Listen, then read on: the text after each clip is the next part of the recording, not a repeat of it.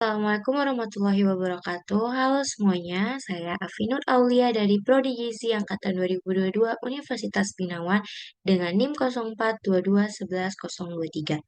Kali ini saya akan memaparkan tentang perbedaan perlindungan data pribadi di Indonesia dan General Data Protection Regulation atau disebut dengan GDPR. Ada 4 perbedaan perlindungan data pribadi di Indonesia dengan GDPR, yaitu definisi data pribadi, pihak yang bertanggung jawab, pihak yang mengawasi, dan sanksi pelanggaran hak. Untuk definisi perlindungan data pribadi di Indonesia itu, setiap data seseorang yang teridentifikasi dan dapat diidentifikasi dengan informasi secara langsung maupun melalui sistem elektronik dan non-elektronik.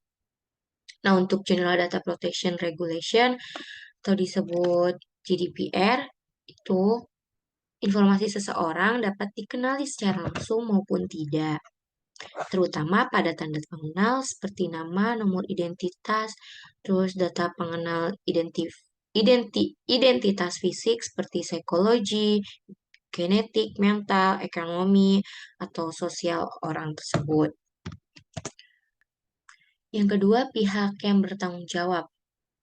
Di perlindungan data pribadi Indonesia, setiap orang atau penyelenggara negara badan usaha itu mengelola sistem elektronik secara sendiri maupun bersama-sama kepada pengguna sistem elektronik untuk keperluan dirinya atau keperluan pihak lain. Sedangkan General Data Protection Regulation itu menyebut istilahnya dengan controllers atau pengendali dan prosesor atau pengelola. Nah, pihak pengelola ini itu bertanggung jawab untuk menjamin perlindungan data pribadi, sedangkan pihak pengendali ini menentukan maksud dan tujuan dari pengelola data pribadi. Nah, terlihat jelas perbedaan dari pihak yang bertanggung jawab ini. Kalau untuk perlindungan data pribadi Indonesia ini tidak ada pembedaan pihak seperti GDPR atau General Data Protection. Nah, yang ketiga itu adalah pihak yang mengawasi. Di Indonesia itu tidak memiliki satu lembaga khusus yang mengawasi perlindungan data secara menyeluruh. Hal ini karena pengaturan perlindungan data pribadi masih tersebar.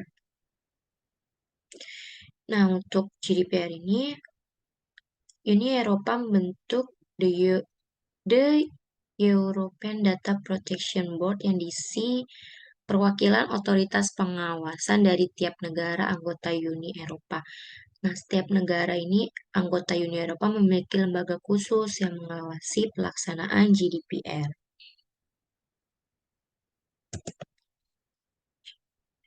Nah, yang keempat ini saksi pelanggaran hak. Untuk pelanggaran Undang-Undang Data Pribadi di Indonesia, jika memalsukan data pribadi dapat dipidana 6 tahun atau denda sebesar 60 miliar rupiah. Nah,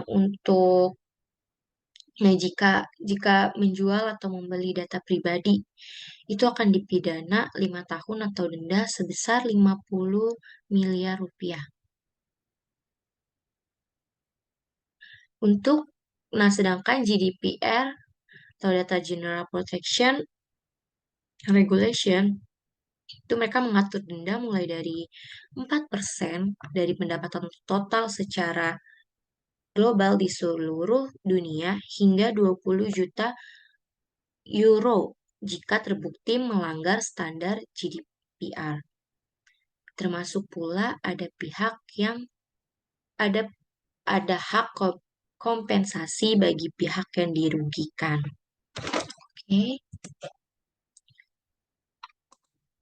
Nah, di sini aku mau ngasih tips juga nih. Tips penting dalam perlindungan data pribadi. Yang pertama, itu kalian nggak boleh menyebar atau mengunggah data pribadi kalian sendiri yang bersifat private atau melalui media sosial. Terus yang kedua, tidak membagikan data sensitif seperti KTP, terus kakak ke orang yang nggak dikenal itu jangan ya guys, biar data kita itu terlindungi. Itu penting banget untuk melindungi data pribadi kita. Oke, cukup sekian pemaparan saya hari ini. Kurang lebihnya mohon maaf. Wassalamualaikum warahmatullahi wabarakatuh.